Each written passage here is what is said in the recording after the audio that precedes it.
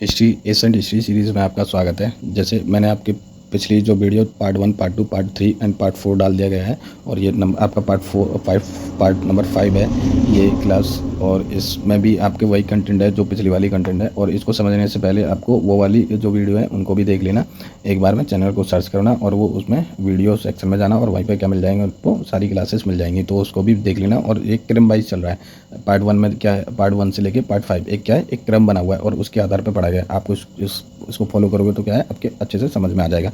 तो let's start करते हैं। अध्याय नंबर 4 वैदिक सभ्यता के बारे में पढ़ते हैं, वैदिक कल्चर के बारे में। ठीक, तो वैदिक कल्चर में क्या पढ़ना है हमें, ऋग्वैदिक काल। ठीक है, ऋग्वैदिक काल के बारे में पढ़ना है। ऋग्वैदिक काल का टाइम पीरियड कितना हुआ। ठीक है, सबसे फेवरेट क्वेश्चन होता है ऋग्वैदिक काल 1500 BC से 1000 BC। देखो हम याद कर लेते हैं, हम याद के क्या कर लेते हैं। जैसे वैदिक सभ्यता, वैदिक सभ्यता में कौन से ग्रंथ आते हैं, जैसे कौन से काल है वैदिक सभ्यता में। तो एक आपका ऋग्वैदिक काल है, एक उत्तर वैदिक काल है। ठीक है, ये दोनों पढ़ लिए। और क्या पढ़ लिया, क्या छोड़ दिया हमने, उसका टाइम पीरियड छोड़ दिया। टाइम पीरियड पे हमारा क्या होता है, फोकस नहीं रहता। तो अभी जो एग्जाम का पैटर्न के हिसाब से क्या करता है, जिस पे हम फोकस नहीं कर रहे हैं वो इसी से क्वेश्चन पूछ लेता है। तो इसका तो क्या है 1500 BC से 1000 BC तक है, इसको याद रखना है, मोस्ट इंपॉर्टेंट पार्ट है इसका। उत्तर वैदिक काल का जो टाइम पीरियड है वो 1000 से 6000 BC तक है। ठीक है, फिर देखते हैं आपका वैदिक सभ्यता। ठीक है, वैदिक सभ्यता, वैदिक कल्चर के बारे में। आर्यों द्वारा विकसित ग्रामीण सभ्यता थी। ठीक है, कैसे एक विकसित सभ्यता थी, कैसी थी, ग्रामीण विकसित सभ्यता थी। किसने बताया था इसे, आर्यों ने। किसने, आर्यों ने। आर्य कौन थे, ये मूल निवास थे कहाँ का, जो आर्यों का जो मूल निवास था वो कहाँ का था, मध्य एशिया। ठीक है, किसके अनुसार था ये, मैक्स मुलर एक विद्वान था, उसके अनुसार आज जो आर्य थे ना वो मध्य एशिया से आए थे। उनका मूल निवास कहाँ था, मध्य एशिया में था।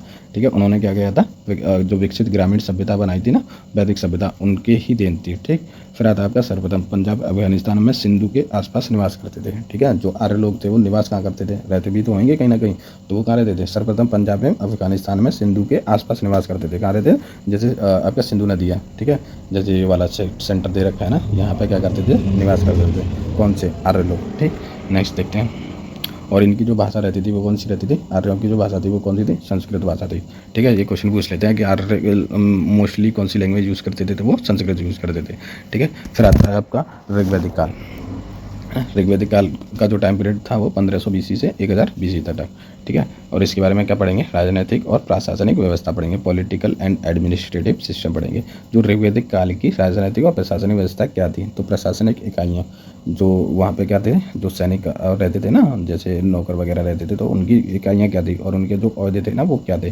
जैसे राष्ट्र, राजा था। ठीक है, राष्ट्र का जो संदर्भ होता था स्टेट का वो राजा से होता था, और जो सबसे बड़ी इकाई होती थी, मतलब सर्वोपरि थी, राजा।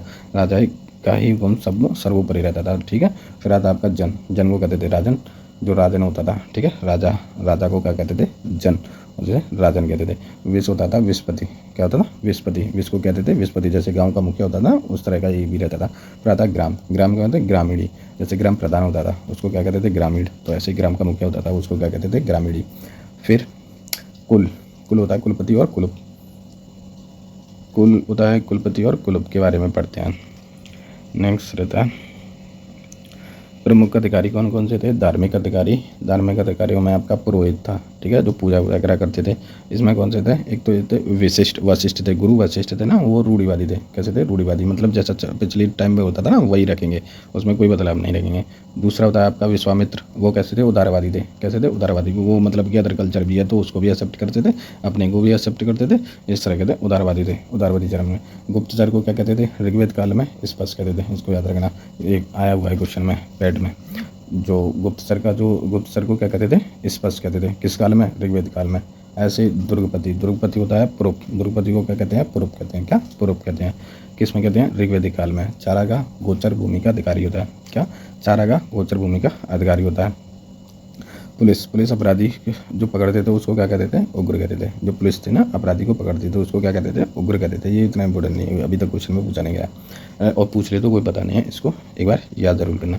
फिर आता आपका सूत रथ करता था कमादी, है ना, सूत रथ कर तथा जो रथ कर चलाता था ना उसको कमादी को क्या कहते थे, रत्नी, उसको 12 संख्या होती थी। सर्वाधिक महत्वपूर्ण पुरोहित और सैनिक थे, और न्यायिक अधिकारी का उल्लेख नहीं मिलता है। ऋग्वैदिक काल में न्यायिक अधिकारी का उल्लेख मिलता है क्या, नहीं मिलता। ठीक है, क्या नहीं मिलता, उल्लेख नहीं मिलता, किसका, न्यायिक अधिकारी का उल्लेख नहीं मिलता है। फिर आता है आपका सभा एक समिति। सभा एवं समिति, सभा और समिति, राजा का सलाह देने वाली संस्था, कौन सी? सभा और समिति। सभा श्रेष्ठ लोगों की सभा और समिति सामान्य लोगों की संस्था। अध्यक्ष कौन था इसका? ईशान। स्त्रियां सभा और समिति में भाग ले सकती थी। देखो इसको मैं सिंपल वे में समझाता हूँ। जो सभा होता है ना, ठीक है, जैसे आपकी संसद है, संसद में जैसे आपका लोकसभा अध्यक्ष होता है, वो क्या हो गया? राजा हो गया। क्या होगा? राजा हो गया। सभा, सभा में जो श्रेष्ठ लोग होते थे, ठीक है, मतलब श्रेष्ठ लोग आम जनता से क्या होते थे? धनी होते थे, उनको कहते थे श्रेष्ठ लोग कहते थे। जैसे ही आज के टाइम में क्या है? सांसद, क्या है? लोकसभा के सांसद, ठीक है, तो ये क्या हो गए? श्रेष्ठ हो गए। फिर उसकी समिति होती है ना, इनके नीचे जो मंत्री कार्य करते हैं, जैसे ये केंद्र के लेवल के मंत्री हो गए, फिर ये हो गए स्टेट लेवल के मंत्री, ठीक है, जो सामान्य लोग होते हैं, जैसे जनता होती है, ठीक, तो इनकी क्या कहलाती है? जो सामान्य लोगों की जो कमेटी थी वो क्या कहलाती थी? समिति कहलाती थी। और जो सभा कहलाती थी जो विशिष्ट लोगों की कहलाती थी, है ना, जैसे सांसद लोग हैं, राजा जैसे लोकसभा अध्यक्ष होता है, ठीक है, और इसका अध्यक्ष कौन बनता था?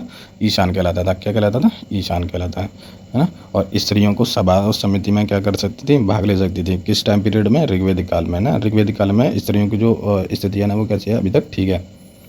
फिर नेक्स्ट देखते हैं। नेक्स्ट आता है आपका युद्ध। युद्ध के लिए गवस्टी का शब्द प्रयोग किया जाता था। किसका? गवस्टी का। गवस्टी को ऐसे समझो जैसे गायों के लिए क्या करते थे? युद्ध करते थे। और आज के टाइम पीरियड में क्या होता है? गायें कैसे डोल रही हैं? घूम रही हैं रोडों पर। और उस समय क्या करते थे? ऋग्वेदिक काल में गायों के लिए युद्ध होता था, है ना, गायों की खोज करते थे। दसराज युद्ध कहाँ हुआ था? बैटल ऑफ द 10 किंग्स, ठीक है, ये ऋग्वेदिक काल का ही है दसराज युद्ध।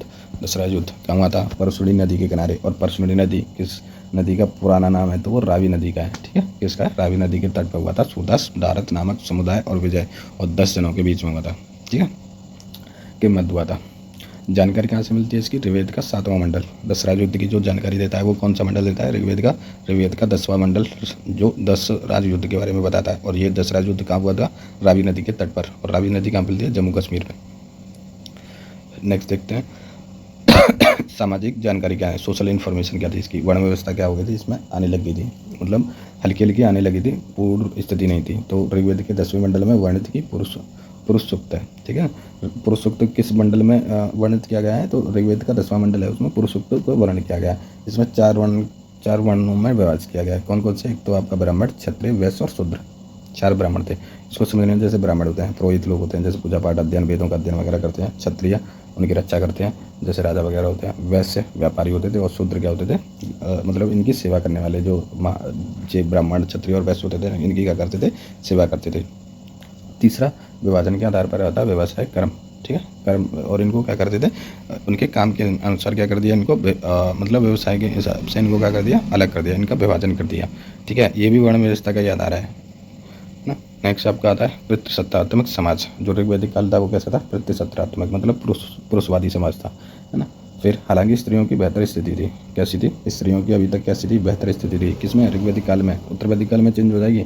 शिक्षा कैसी? एजुकेशन थी। लोपामुद्रा, कोसा और सिकता, अपाला और विश्वास जैसी विदुषा स्त्रियाँ कैसी थी? क्या करती थी? ये लोकसभा कैसी थी? ये विदुषी स्त्रियाँ थी जो शिक्षा प्राप्त थी और ये वेदों का पाठ किया करती थी, ठीक है। इसमें क्वेश्चन पूछ लिया गया है, एक बार पैट में भी पूछा गया घोषा के बारे में। घोषा आपकी ऋग्वेद काल में उसमें जो ग्रंथ वगैरह पढ़ते थे उसके भाग रही थी कि नहीं रही थी, तो घोषा के बारे में पूछा गया था। तो ये क्या था? रही गई थी। तो इनके नाम सभी के होना चाहिए जो शिक्षा थी, ठीक है। लोपामुद्रा, घोषा, सिकता, पाला, विश्वास जैसी विदुषी स्त्रियाँ थी। बाल विवाह और प्रथा प्रथा नहीं था। क्या नहीं था? बाल विवाह और प्रथा नहीं था। पति के साथ यज्ञ में भागीदारी रखती थी। विधवा स्त्री देवर से विवाह कर सकती थी। और अमाजु जीवन भर अविवाहिता रहने वाली स्त्री थी। अमाजु किसे कहते थे? ऋग्वेद काल में अमाजु से कहते थे जो जीवन भर कैसी रहती थी? अविवाहिता रहती थी, ठीक है। नेक्स्ट, ये बहुत इंपॉर्टेंट पॉइंट है, आप इसको एक बार रिवाइज करना और अपने नोट्स भी बनाना, ताकि इसमें क्या हो, जब भी आपका एग्जाम हो तो उससे एक दिन में क्या कर सकें, आप रिवाइज कर सकें। और ये छोटा कंटेंट है और इसको आप एक ही पेज में क्या कर दोगे? नोट्स डाउन कर लोगे। और इसके बाद में जैसे ये क्लास खत्म होती है ना, तो फिर हम एक वन लाइनर फैक्ट भी लेके आएंगे और वो आपके लिए रामायण इलाज रहेगा। किसके लिए? पैट के लिए हो, और आपका चाहे लेखपाल का हो या पुलिस का हो, किसी का भी एग्जाम हो, सबके लिए महत्वपूर्ण रहेगा, ठीक है। तो नेक्स्ट टॉपिक देखते हैं। धर्म क्या था? ऋग्वेद काल में धर्म था। प्रिय देवता किसको मानते थे? इंद्र को। ऋग्वेद काल का सबसे प्रिय देवता कौन था? इंद्र था। और दूसरे नंबर पर आता था अग्नि। मनुष्य और देवता के मध्यस्थ था। पवित्र पशु कौन सी थी? गाय को मानते थे। ऋग्वेद में पवित्र पशु कौन थी? गाय। अधन्या ने मारे जाने योग्य पशु। अदन्या क्या कहते हैं इसको, न मारे जाने वाले पशु को कहा जाता था। ठीक है, गाय को क्या कहते थे, मारा जाने वाला नहीं था, उसको मारते नहीं थे, है ना। और इसको क्या कहते थे, अदन्या कहते थे। अदन्या का मतलब है कि न मारे जाने वाला पशु। फिर आता पवित्र नदी। पवित्र नदी के बारे में आता है, सरस्वती नदी के बारे में बात करा। गायत्री मंत्र सावित्री नामक देवता को संबोधित है। ठीक है, गायत्री मंत्र सावित्री नामक देवता को संबोधित है, जिसका संबंध ऋग्वेद से है। ठीक है, नेक्स्ट देखेंगे, लोगों को आर्य बनाने के लिए विश्वामित्र ने गायत्री मंत्र की रचना की थी। ठीक, ऐसे पूछेगा कि गायत्री मंत्र की रचना किसने, लोगों को आर्य बनाने के लिए विश्वामित्र ने गायत्री मंत्र की रचना करी थी। नेक्स्ट देखेंगे, ऋग्वेद कालीन देवता। ऋग्वेद कालीन के जो देवता है ना, उसके बारे में देखेंगे।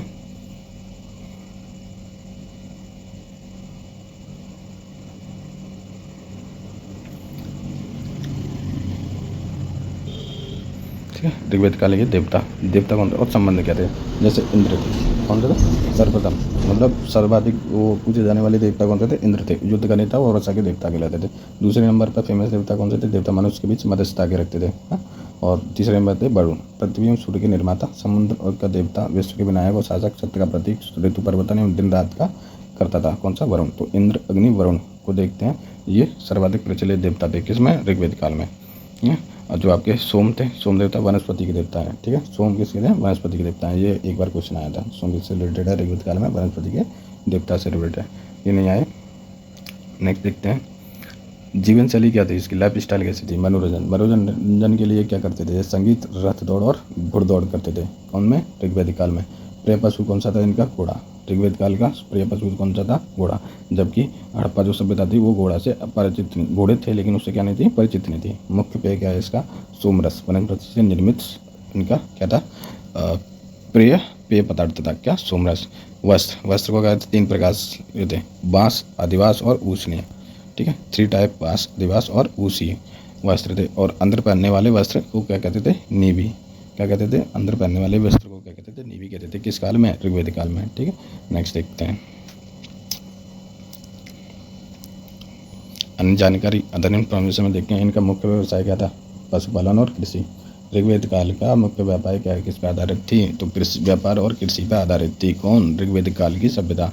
धातु कौन सा, लोह, इसको श्याम अयस्क भी कहते हैं, आर्यों ने खोजी थी। ठीक, और तांबा, लोहित अयस्क, इसमें ऋग्वेद काल में कौन सा, लोहा के बारे में जानकारी हो, तांबा के बारे में।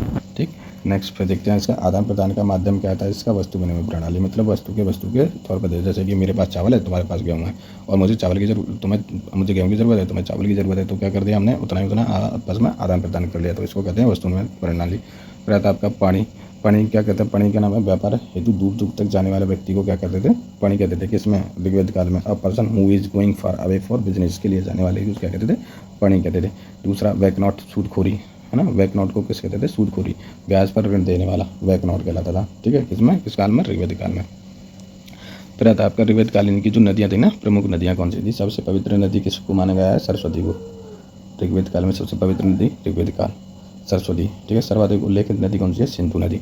गंगा 1 बार, यमुना 3 बार उल्लेखित है। गंगा का कितनी बार, ऋग्वेद में गंगा का कितनी बार उल्लेख किया गया है, 1 बार गया। यमुना का कितनी बार गया है, 3 बार उल्लेखित किया गया है। ठीक है, किसमें, ऋग्वेद काल में। पवित्र नदी सरस्वती, सर्वाधिक उल्लेख नदी कौन सी है, सिंधु। गंगा का कितनी बार, 1 बार। यमुना का 3 बार, किसमें, ऋग्वेद काल में। ठीक है, तो महत्वपूर्ण नदी के बारे में देखते हैं, ऋग्वेद कालीन की नदियाँ। प्राचीन, कुंभ को कुर्रम, प्राचीन नाम क्या था इसका, क्रूप का है कुर्रम, कुबा का काबुल, वितस्ता का है आपका झेलम, आस्कनी का है चिनाब, परुषणी का है रावी, शतुद्री का है सतलज, विपाशा का है आपका व्यास, सदानीरा का है आपका गंडक, द्रसद्दी का है आपका घग्गर, गोमती का है आपका गोमल, और सुवस्तु का है इसका स्वात। इसको याद रखना है। ठीक है, इसको पूछ लेता है। जैसे इसमें मैप में देख रखे हो आपका झेलम, सिंधु, फिर उसके बाद झेलम आती है, फिर तीसरे नंबर चिनाब, रावी, व्यास, सतलज। ठीक, नेक्स्ट देखते हैं, आपका उत्तरवैदिक काल स्टार्ट होगा, इसको कल देखेंगे। आज के लिए सिर्फ इतना ही। थैंक यू, धन्यवाद। इसको लाइक, शेयर, सब्सक्राइब करते रहना, ताकि मैं और भी वीडियो ला सकूँ आपके लिए, क्योंकि थोड़ी मेहनत लगती है इसको बनाने में और कराने में। तो प्लीज़ इसको सब्सक्राइब, लाइक और शेयर भी करते रहना। धन्यवाद, और अधिक से अधिक व्यू भी बढ़ाओ सर।